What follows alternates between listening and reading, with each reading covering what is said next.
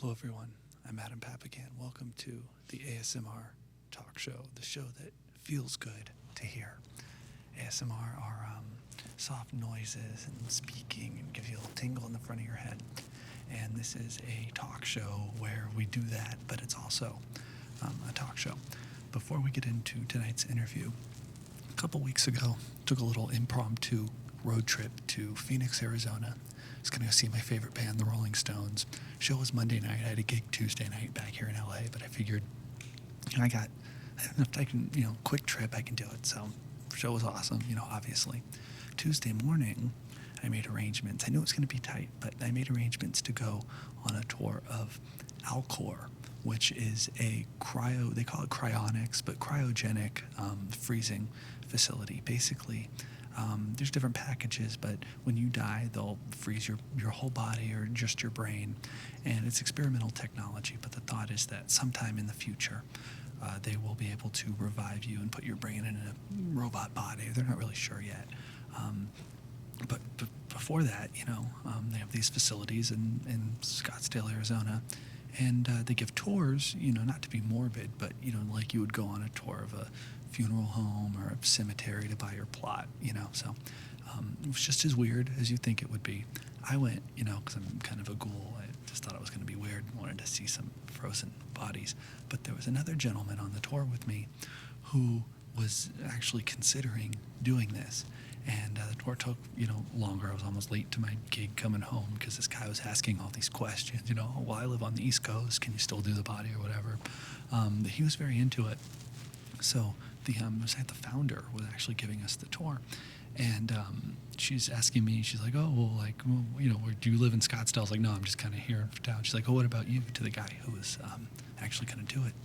And he's like, oh, I live on the East Coast. I'm here in Scottsdale for a sales conference. And so I'm thinking, so why do you want to be frozen and brought back to life so you can go to another sales conference in Scottsdale? Obviously, this cryogenic thing does not work. In best case scenario, maybe it works. But you're definitely alive right now. So, don't wait till the next life to do something exciting. Go take a road trip, see the Rolling Stones, do something fun. I did also buy the Alcor shirt, so I'm supporting it, I guess, still. Anyway, folks, my guest tonight is a comedian, and he's a talk show host, just like me. He does a show called Who's the Ross? Please welcome Aaron Ross. And he's got some props. Oh, that sounds amazing. Hi, Adam. It's good to be here. Yeah, I didn't even know you were going to do this, so this is very cool. Actually, I have a whole bunch of them. I spent most of my afternoon trying to track down Pop Rocks. So Where did you find them? I had to go to Michael's. Dead ass serious. How'd you figure out that Michael's would have them? That was like a vague memory that I had stored in my brain after I had crapped out at a Ralph's, 2 Vons, a Rite Aid, 2 CVS, a Target, 7-Eleven, and the last stop was Michael. I called them, and the guy said, oh yeah, we've got a whole bunch. Do you want me to hold them for you? And I said, I'll be right there. Wow. Yeah, they're very satisfying. So, Well, I had recently gotten into the idea of ASMR through a porn star guest of mine named Riley Nixon, yeah.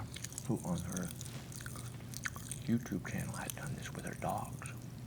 And I thought it was fascinating, so I just wanted to add in what I could. So I've got 4 sleeves of Pop Rocks. I can use half today, but considering how hard it was, we've got Halloween shows coming up, so I have to save at least a little bit. Yeah. Glad you're able to find them. Wow. Me too. It was for you. It was for you. Thank you. And the hot air balloon. Yeah. All right. Maybe save some for later. That was your polite way of scolding me to not eat more. I got it. Understand. But they're just really noisy. I know. That was kind But of it a was still joke. fun. That was, Sorry. yeah, that's sad. No, it's okay.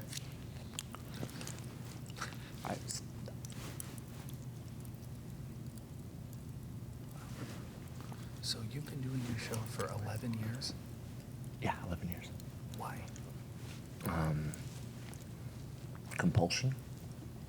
It's like Routine. a late night talk show. Well, it is. Not like. Well, that's the format. It is a late night talk show. It is a late night format, talk show. Yeah. but it's not televised.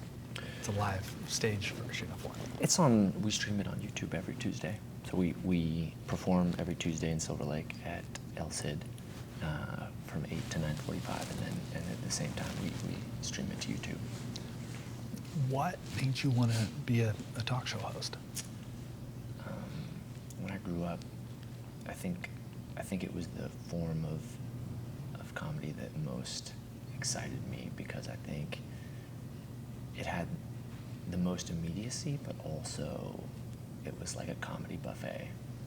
When you do a talk show, you've got your monologue like you just did, so you've got your stand-up side, and then your second bit, Conan would do sketch, or Letterman would do kind of absurdity or spectacle, or you could do contests like Fallon would do, and then you get your interviews. There's a lot of improv there, going back to games and the variety of guests. So I just like the different elements of it. I kind of fell into it by I want to hear about this, but Yeah, in no, an I got appropriate it. volume. I got it. Oh boy. Folks, I'm sorry about this. I'm not sorry at all. It's really funny.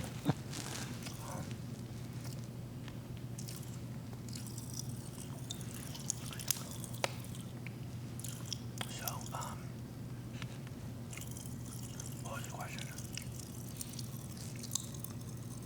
Why talk shows? What I was going to say is I kind of fell into it. Oh, you I fell into like, it. I had a chance. I had been doing a one-man show with characters, and I had one character that was like an American Austin Powers. Very bombastic. And Like Duff Man? no, like Austin Powers, like a swinging dick, but like from the 70s, so we didn't really get now. He was a former inspirational speaker. His name was Ed Foreman. He was very loud. He would do terrible hair, which would be really funny to me. And I ended up on tour for 6 weeks doing a one-man show as one of 6 characters. He always played really well in bars and comedy clubs, but like where people were drinking. And off chance of meeting another comic from Oakland, we had decided, for the sake of that, it was the easiest type of show for the two of us to do without a lot of prep, that this character would host a talk show, and my new friend would be the co-host. And I did it as a lark, and then we liked it, and we toured it, and then when we came back from that, we were like, well, what do we do now, Of the character doing the talk show. Character did the talk show. I did this talk show of, the 11 years, 5 years was as a character. Oh. It was called the Ed Foreman Show. Yeah. And then why'd you switch it to yourself? I got tired of it. Yeah, I got tired of it, and partially the lifestyle of my very boozy co-host seemed to kind of carry over into real life. We were doing it 3 nights a week, and it was a lot. So my mother and sister had said, like, hey, you're really good at this, but like people don't know, they only know this guy. It was in Portland, Oregon, and it was like this cult figure, like following to this character that I had, but no one knew who I was. So they said, hey, like, your name should be up there. I think it's time. And so I decided to give it the old switcheroo, and it kind of came at a time where characters were kind of out. Like Colbert was switching, and there wasn't the sort of Ollie G show stuff there had been before, and people like Fallon were giving a lot of like, it's just me, the real me. So I gave it a try, and I like it. And it it takes a lot of time. The advantage I think I had was I had done the show. I had been a character, but it's me delivering the material, and it's me writing the material. So I was pretty well versed when I first threw myself into it. I don't think at 25, when I started doing this character as a talk show host, I could have put on a suit and been myself and been like, hey, I'm worthy of you coming on and having an interview with me. It just didn't register as an actor and comedian. But I thought if you were doing it as someone else, part of that could be the confidence. He gave me a lot of confidence. And additionally, it just gave material. 25-year-old me from Portland, and I didn't, what is that? I didn't know at the time. I didn't have the voice, but he had a lot. We built so much behind him as this history as an inspirational speaker, and and not international ladies' man, but at least like a ladies' man in 3 counties sort of thing, and it worked for a really long time, and people still revere it back home, even here, I had done enough shows in LA that if it comes up, if Ed Foreman comes up on my show, there'll be a table or two in the audience like, yeah. Why not just do that then? Why not just be him? Yeah. Why Seems can't- like it was working. I can always be, well, but it's a niche thing, you know, like, and it It just. was only going to take you so far. Yeah, I mean, it kind of seemed like a lounge act, and it didn't seem like it had the ability to, goal is to be on television. You've done that. I'm still just in a bar. You know? It's a hell of a bar. It's in a very nice bar, Yeah, and nice bar. it just seemed like being myself was the way to go. And it's cool. It's like, Sharon, please. If you ever want to make it on television, you're going to have to. I have to tell you something. My Shoot. biggest pet peeve in the world. Yeah. Is being shushed, and I know it's the rule of the show, so Yeah. I'm gonna be a good boy, but I Why is that such a big pet peeve? just hate it because I'm loud, and so. So when you were a kid, did you get shushed? Did you feel like you weren't being listened to? Do you have a couch that I can lay down on if we're gonna go? Probably my parents. There's a desire for attention. That's what we all do. Yeah. It's pretty simple. I'm not alone. Yeah, no, not at all. Yeah. But the shushness, you feel that what you're doing is important, obviously, but what you're saying needs to be said at the volume No, I that just you don't. see I fit. don't. I don't know. I don't have any self-restraint in regards to volume, so. It is a little bit of a rude thing to do To shush people? in normal context. In normal context, but you're doing Yeah. you're doing your job. But then also, one could say that it's rude to talk loudly. I agree. So it's a two-way. It's a two-way street. So you've probably interviewed doing a show when it was the inspirational speaker. You would have guests and stuff, right? Same as now. Same. You have your guest who's on television, or your guest who's a musician, or a juggler, or an OJ tour guide. Yeah, as you do. So you probably interviewed hundreds of people.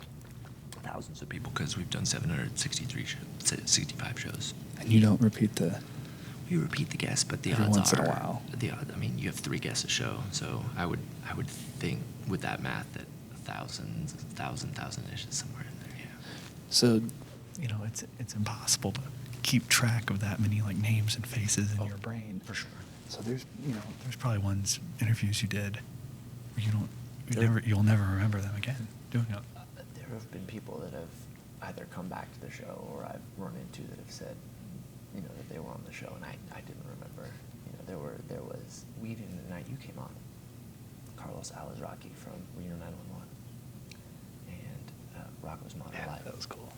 It was really cool. Yeah. And I think he's my favorite guest of all time, because you were there. The Yeah. voices and So energy. And imagine. apparently I'm chopped liver, so. Well, Yeah. the favorite guest of all time. That's you at least held your own. I think that's there's something to be said Yeah. for that. No, I'm giving on you a a hard night time. when he's just so good. So, but I remember you being on the show, right? Yeah. That's the point of this thread. The first time he was on in 2012, I'd forgotten he was on the Ed Foreman show. So I said something about your second time on, so exciting, and he kind of corrected me like, oh no, 7 years ago. I was like, how embarrassing. Yeah. So I forgot my favorite guest was on. Yeah. So it's a lot of shows. Do you have any strategy for booking guests or anything you look for? Yeah, there's a strategy. You want to get 3 guests a night, and you want to have variety within those 3 guests. So how many guests do you have? Just one at a time? Oh, just one at a time. Yeah. You want to have people from different worlds. So on a normal night, you'd want your a guest, meaning someone with a name that'll draw the audience, whether it's the YouTube audience or it's the live audience. And then I like a musical guest because our band is so good. So our band will back the guest and create kind of a very original take on their music and an original experience. And then some kind of wild and different, you would fit that. You would fit the sort of oddity category where it's like, no kidding, OJ tour, I'm curious, or juggler, or clown, or sideshow act, or people walker like Chuck McCarthy came on the pit. That's like, okay, I want to know what that is. And you want to create variety between, your genders and between your race and all of those elements to come in, so that, it's not just a bunch of white dudes. Yeah. Yeah, totally. Which is, unfortunately. And color coded, like same. Yeah. But I mean, we There's variety within our wardrobe, though. very much, and our Facial socks, right? hair, Our socks. Yeah. Yeah. Shoes. So you must be, if you need 3, so that's, what, 12 different people a month you need to get. Yeah, and because you're throwing out webs in so many different ways, you're probably going to book more than 3 a night.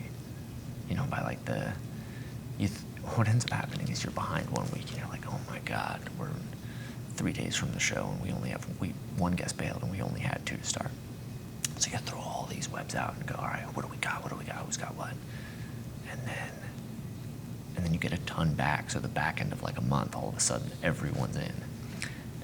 And I think the week after you were on, we had 4 guests booked, but there was this Cirque du Soleil juggler from Portland that was out of this world, so I had to bring him in. We had 5 guests, and it was like the biggest mad dash to the finish, and it was awesome. That show's on our YouTube channel and website. You go to whostheross.com, you can see that show, our homecoming special. And in some ways, that was a product of you were on a rare night where there was 2. We probably maybe looked for one more. I think we chilled out because we knew we'd give Carlos some space to breathe, and it worked well. I mean, I loved the show that you were on, and I here's a credit to your interview. Most of the interviews, in post, you'll cut little blocks out. Yours was just 10 minutes and straight through, and it was entertaining all the way through. So that was very cool. Well, thank you very much. You're welcome. Yeah, it was a fun show to do, and it was fun to kind of reverse things, be the guest instead of the host, which I'm becoming more comfortable getting interviewed as opposed to doing the interviewing, because it's sort of a weird, it's almost like a social situation, but the power dynamic is way skewed to the host. So it's like a social situation, but like you're actually in control of it, whereas like in real life, Control. anything could happen. Yeah, I mean, if we went down and sat for coffee, the ping pong ball would move back and forth pretty evenly, but it's your job as host to throw it to me. Yes. Yeah. I concede to you in this realm, but Yeah. I will tell you, and we touched on this at the beginning of the interview in regards to noise and being told and being shushed, but also the vibe of a talk show host taking the guest seat. This within ASMR is, I'm easing into it now, but mostly because of the, crocodile or alligator, if you want to be a dick about it. And Think it's an alligator. well, that's what. Yeah. I think it's a crocodile. I don't know. I have no idea. But anyways, it's hard. This is hard. This is remarkably hard. Well, Would be easier like on the floor with like a blanket looking at the stars. I think would make for. that sounds kind of romantic. And I'm happy to do it away from the camera with you. But for me, because when we do the show, we have 3 cameras that we play to, and in a live audience, and then you come out and you're big, and it's like you're like, wow, I'm hitting this, I'm hitting that, and here I'm just like, don't breathe too loudly. It's a challenge. I appreciate the challenge. I knew you were up for it. Who are your favorite type of guests to have? So you said you do like a variety of people, but like in general, do you like to talk to musicians? Do you like to talk to comedians? Do you like the oddballs? I think my odd wheelhouse, you play within your expertise. And I have an interesting wheelhouse of a lot of hip-hop knowledge. Not that this, suit from Men's Warehouse screams that, but hip-hop and basketball. And if there's a basketball player on, I probably, watch all their games and have their basketball cards, and I probably listen to if I don't even know the hip-hop guests, I know their roots and where they're coming from by listening to their music. And we always have good material tailored to that. We have our Rapper Not Rapper game that we do. We have ours How does that work? It couldn't be a more simple idea. But it's like one of the best things we do. We have 8 rapper names we present to a rapper one by one. Half are real, half are fake. And they have to tell if it's a rapper, not a rapper. And the idea being, at this point, there's so many rappers in the game, they've had to continue to make their names more and more bizarre. And if you're an old school rapper, they lose their minds for this game. Tumex is this like underground legend from LA. He comes on fairly regularly. and he has told me how much it means to him to do well in Rap or Not Rap, which is insane to me. But he's just like, he gets so flustered by the bizarre real names. He gets so unhappy about it. And it's fun. I mean, we have a great time with it. So there's something about those guests that I really dig. I found, because we've had a number of rappers on this show, and the rappers, because it's got a one-man show, Right. They have to be like a big personality. And Right. also they're not playing an instrument, whatever, usually. Right. So they have to, just by nature, they have to have like a fun-loving, unique personality. More often than not, and I do think there's something to that performer mentality that when you get to the interview part, because they'll come on the show, they'll do 2 songs with the band, which they appreciate a lot too, because again, they're not necessarily used to that dynamic. So there's always this like kind of gracious, like, damn, your band is so fire. We practiced that once in sound check. The audience loves it. And they sit for 10 minutes, and the vibes are just so good. The energy's high. They're really, there's no warming up to it. We're like we're locked. So, yeah, they're great. All the hip hop artists out there in the LA area, give us a call. You can ride this giraffe into the show. It's a cute giraffe. It's a cute giraffe. I find myself at ease petting that giraffe. What are your least, you have to name any names, but I'm I sure will. you don't remember. I will. Least I favorite will. guest, worst guest. That's morbid to take this angle. Well, I'll just say this. I know. Of course you want it. Well, I'm going to say there are a few that pop in my head. Okay, I'm going to say 3. 2 don't have names because I don't remember their names. But they were both at this time when we were doing 3 shows a week in Portland at the Crystal Hotel. So we really had to book, right? So you're booking 9 guests a week. There were wrestlers, semi-pro wrestlers. And they were so homophobic. It was impossible. I mean, you just kind of wanted to exit. There was no, so that was a bummer. We had a kid show host that came on drunk, and it sounds like fun, but he was really negative, and he said some weird stuff about kids, and I was like, oh my God. And I was in character at that point as kind of a lech, but not that level, But the worst guest I ever had was a indie rock artist by the name of Jay Reatard. That's his name. Yeah. He's since passed, Yeah. So he came on the show in the first year we did it at our venue of Dante's in Portland. He had played Dante's several times. He was in town just for an in-store appearance at Music Millennium. And my boss said, hey, this guy's in town. He has a record signing till 8. You guys are on at 10. You want him to come on? I was like, yeah, sure. It was day of, so I'm researching and trying to get stuff for him. Our show's already weird, but I remember he came out, met him before the show, totally sober, very quiet. And I think I don't know what he'd popped. He definitely drank a lot. And he came on, and he had, racial slurs and homophobic slurs. And he was heckling me throughout the show up until the time he came on. Now that's all fine and good. Our show had a lot of that back in the day, because we were at this grimy club, and it was right in the heart of a wild part of Portland. And so we would get that, and we incorporated. We kind of asked for it, but it was like really, really acerbic. And the crazy thing is, before he came on stage and was terrible, he'd been heckling through the monologue and then like the contest, and I was so frustrated. He came right to the front of the stage, and he was flipping me off. I don't know if you guys have to blur that. My hands got scared. Yeah. So he's flipping me off, and I said, I did this, and I'm on the mic. He's just yelling. I said, yeah, you keep that thing out, and I'm gonna tear it off. It was like, you keep that thing out, I'm gonna tear it off. And he had a pint glass, and he just stepped back, and he threw it at my head, and it just went right over my head. Security came and got him. But because he was like, he had sort of a sacred cow thing, and I was like, so new, I was like, no, let's make it work. And then he came on, he was just awful. We had to cut his interview short, and I'm just lucky I didn't get my, I still don't have dental insurance, so that was pretty crazy. You still let him come on the show, though? I did let him come on. The show must go I'm on. a glutton for punishment, but at the same time, you just feel like, with any interview, you're like, I can twist it. I'm a master. I can twist it, Yeah.